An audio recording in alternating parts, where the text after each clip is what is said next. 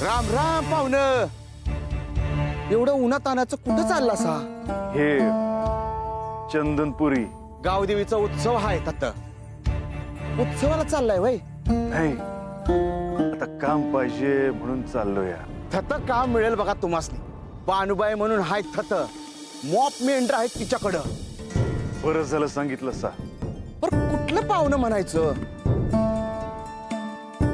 जेजेवाडी. आणि नाव? खंडू गावडा. अरे पर बाबा, तुझं वय झालं या. हा, तुला आता काम झेपणार आहे वय? अरे ये आली ना, ही समज करायला लागतं बघ. ते भी बरोबर आहे म्हणा. तू कुठे चाललायसा? जेजुरीला. आणि ते कशाला? माझ्या देवाचं दर्शन घ्यायला. कोण देव? अरे बाबा, असं काय करतोयस? खंडोबा.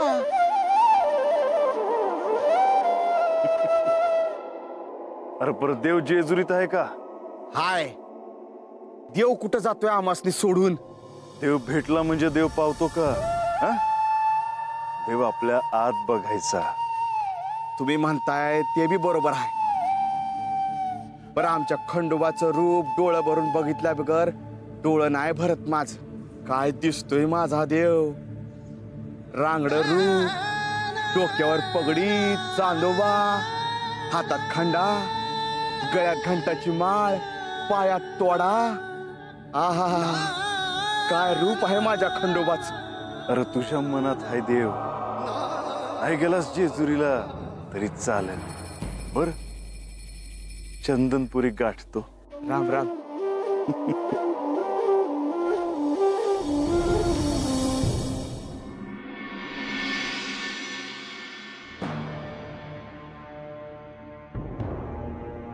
बानू, मी आज जरा पेठला जाऊन येतो. काय? पेठला? आता? होय, अगं असा जातो आणि असा येतो बघ. अरे बाप, गावदेवीचा उत्सव हाय आणि आता पेठला कशा पाय चाललास? अगं असं काय करतेस बानू? अगं देव हात येणार, तुमच्या दोघांच्या लग्नाची बोलणी होणार, देवाण घेवाण होणार, ते दागिने कापड घ्यायला नका बाप. पर तू हातच थांब बाबा. अरे ते कधी बी हात येते. असं म्हणतीस? बर बर बानू, तुला काय काय हवं ते सांग. आपण पाहिजे तसं तुझं लगीन करू बघ. बा, मी आईला कधी बी नाही बघितलं. पर तिचं दागिनं तू पेटीत ठेवलं आहेस. मला लग्नात तिचं दागिनं घालायचं. अगं आता देतो काढून. अरे थांब, काय? आता न ग. लगीन झाल्यावर मी जेजुरीला जाणार. तर बाया जसं लुगडं नेसत्यात तसंच मला हो, पिवळ्या रंगात. रे बानू, तुला आता हळद लागणार, तुझं लगीन होणार. मला तर वाटतंय की मी सपनच बघतोय बघ. नाही, आठवण येईल बघ तुझी मा. आज पण तू कधी बी तुला मी सोडून गेलो नव्हतो ना. आता बा, तू मला जेजुरीला भेटायला येशील ना? अगं येडी आहेस का तू? अगं तू राजाची राणी होणार, तर सोन्याच्या जेजुरीत देवा संग राहणार. अगं या रानातला गडी मी आता कसा येणार? जेजुरी किती बी सोन्याची असली तरी माझ्या बाचं मन हिऱ्यामानकाचं आहे. आणि रानातला आहेस म्हणून भेटायला येणार नाही वय? अगं तसं नाही, पण लेकीच्या घरचं पाणी बी प्यायचं नसतं बाण. काय बी असतंय तुझं? अगं होय, अगं तशीच रीत भात आहे. हे बाण तर गेल्यावर समजून घे. त्यातलं काय बी आपल्याला ठाव नाही बघ. किती काळजी करतोस रे माझी. एकटा कसा राहणार रे तू? अगं म्या कुठे एकटा आहे? अगं या वाड्यात, या समद्या अंगणात तुझ्या आठवणी आहेत बघ. तत बानून पूजा केली, हात बानून स्वयंपाक केला, तत माझी खोड काढली, हात माझ्याशी भांडली. अगं तुझी आठवण काढता काढता समजा जन्म सरून जाईल बघ माझा.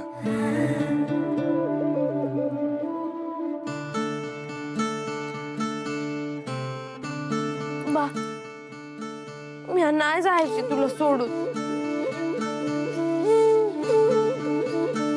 अगं येडी आहेस का तू?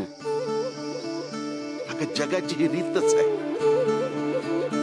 लेकीला लहानाचं मोठं करायचं आणि देऊन टाकायचं. त्यातच सुख असतं बघ लेकीच. मला बी जेजुरीला नाही करमणार. माझा बा नाही ना तत. सारखं खा खा म्हणल्या बिगर खात नाही माझा बा. दुखलं खुपलं असलं तर चढवून ठेवतो माझा बा. कसा राहणार एकला तो? माझा विचार नग करूस कर. सुख असं समोर दिसायला लागलं ना का डोळ्यात पाणी नाही आणायचं. माया बानूचं मी असं लगीन करीन ना की समधी वस्ती बघत राहील बघ.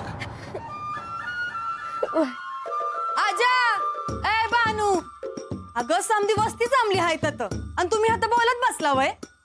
अगं म्हणजे अगं निघालच होतो हा, पण बानूशी बोलत होतो बघ. अगं पाहुणी होणार ती, थोडं तिच्याशी बोलायला मिळेल नाही मिळेल कुठं सांगता येत. का नाही मी ना, मला तर बानूची आठवण आली की मी जेजुरीलाच जाणार. असं पण मी आता तुला जेजुरीला घेऊन जाणार आहे माझ्या संग. मी काही एकली जाऊ आहे? एकली कशी जाणार? देव आहेत की संग.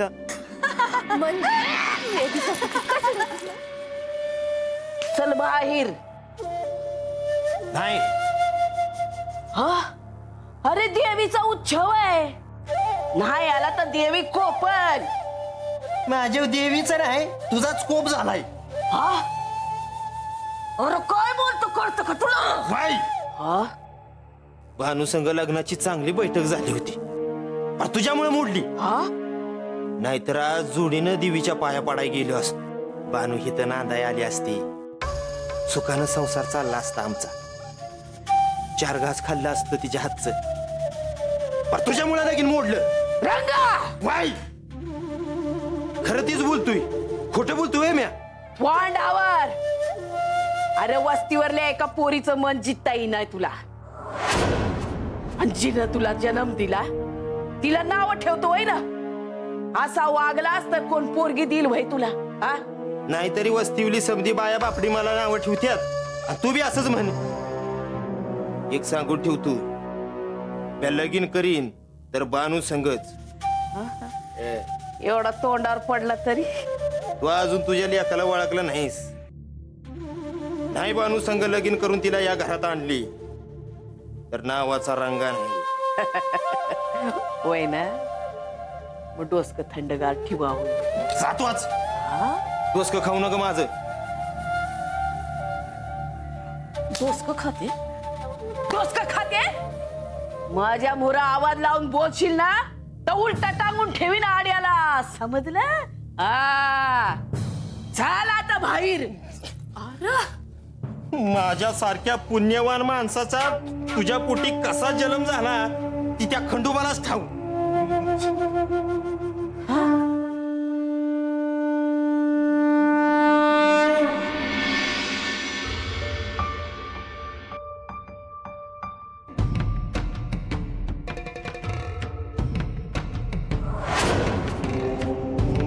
मायानंदा, हे सारे आपल्यामुळे घडले. आपण जर तिच्या रागाला खत पाणी घातले नसते तर तिचा राग अनावर झाला नसता आणि हा अशुभ प्रसंग घडला नसता. काही झालं तरी तुम्ही मलाच दोषी ठरवाल हे ठाऊक होतं मला. आता पुढे काय करायचं ह्याचा विचार करा. जे झालं ते झालं. अहो कसा विसरू मी हे सारं? आपल्याला केवळ महासाचा शाप दिसत असेल, पण अजूनही माझ्या डोळ्यासमोरून तिचा तो चेहरा जाता जात नाहीये.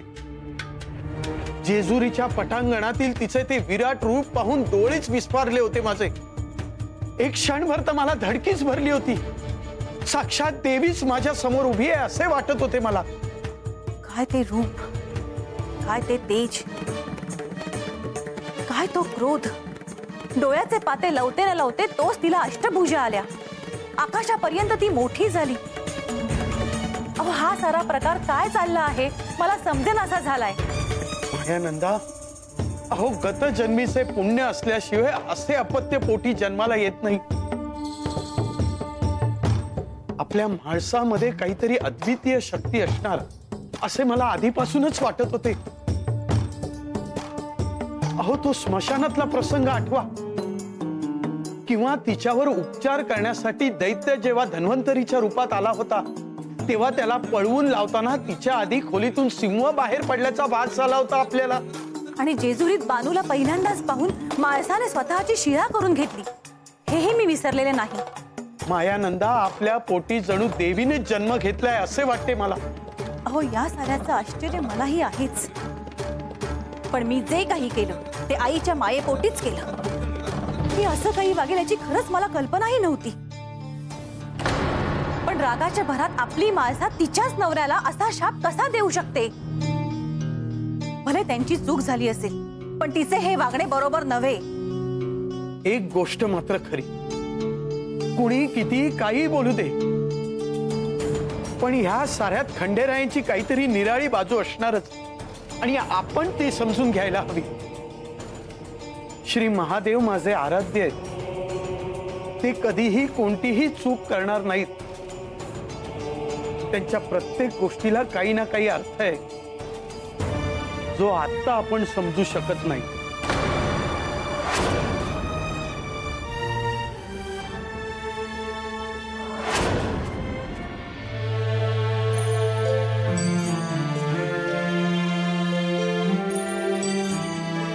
म्हाळसा, तू माझ्या सोबत असणे हीच माझ्यासाठी मोठी भेट आहे.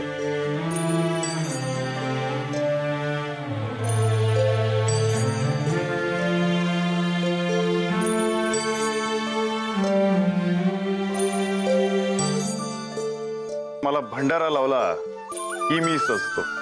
ही उंची वस्त्रे, दागिने यांची मुळात मला आवड नाही.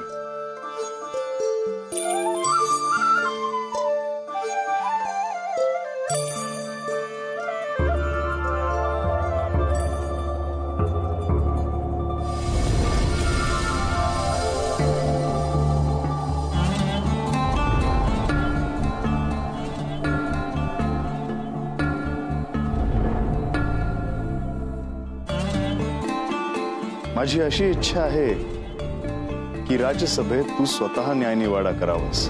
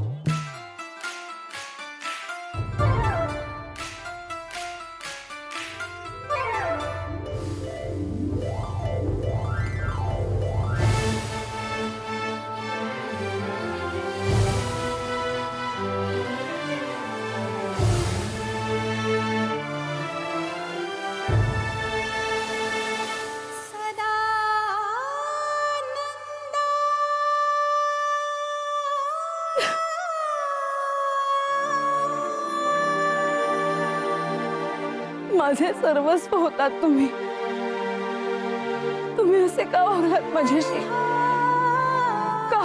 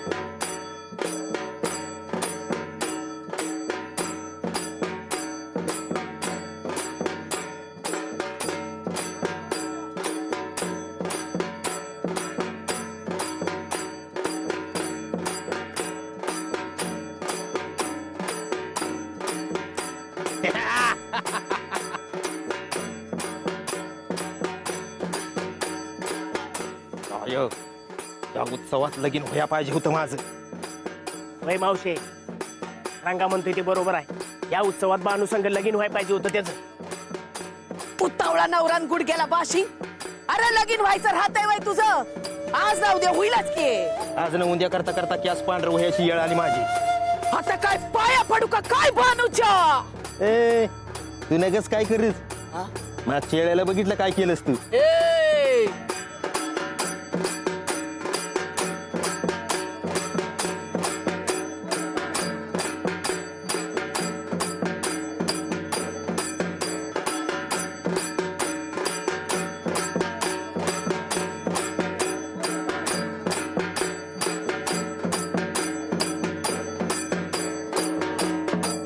कशाला पाया पडतीस तिच्या. तिनं पाया पडाय पाहिजे तुझ्या. अंत्य कस काय. जो पतूर ह्यो आजा जिथं आहे तो पतूर ही बानू काय हाताला लागायची नाही. त्या आजाला वर घालवाय पाहिजे. वर म्हणजे खंडोबाकडे.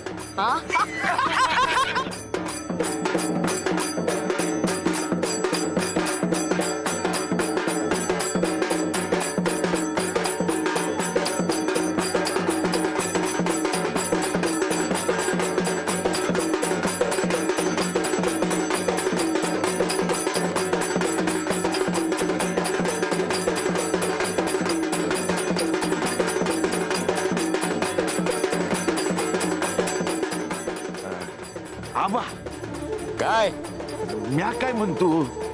काय म्हणतोस. औंदाच्याला ना बाणूचं लगीन करून टाकू. औंदाच्याला बाणूचं लगीन करून टाकू. अरे काय बानूचं लगीन. वय वय वय वय बानूचं लगीन तर व्हायच पाहिजे. पण तिला सांगितलं काय आजा. अरे ती आता नाही म्हणणार नाही. अरे वा रे वा वा. असं जर झालं तर सोन्याहून पिवळं. पण कोणी पोरग बघितलंय का पोरग. अरे आबा अरे ते होईल.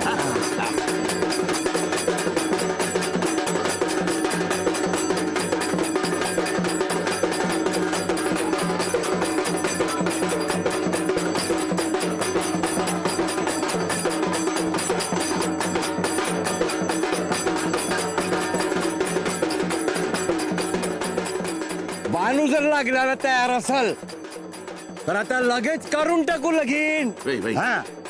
हे आबा पर तू माया पाठीशी उभा राहा म्हणजे झालं बघ. मला तुला काय करू आणि काय नग असं झालंय बघ. नग काळजी करू. हाय